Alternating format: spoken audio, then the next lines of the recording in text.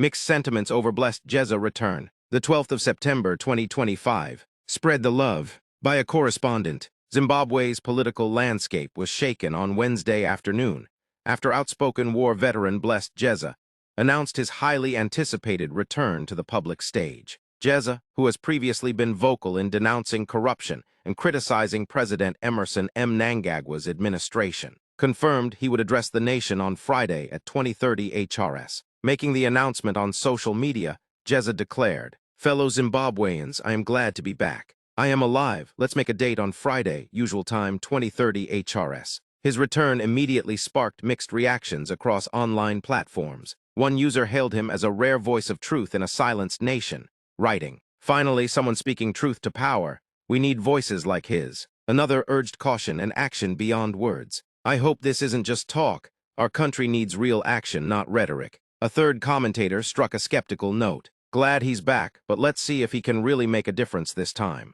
Geza's comeback is unfolding against the backdrop of mounting public frustration over corruption, governance failures, and economic decline. His reemergence also revives questions about whether Zimbabwe's opposition voices can channel public anger into meaningful political change, or whether they risk becoming sidelined by the same obstacles that have historically weakened dissent. Analysts say Geza's announcement is likely to draw significant attention on Friday, with many waiting to see if he brings fresh revelations, outlines a concrete plan of action, or simply reiterates long-standing criticisms of the Mnangagwa regime. For now, Zimbabweans remain divided, hopeful, cautious, and in some cases doubtful, as they wait for the war veteran's Friday night address.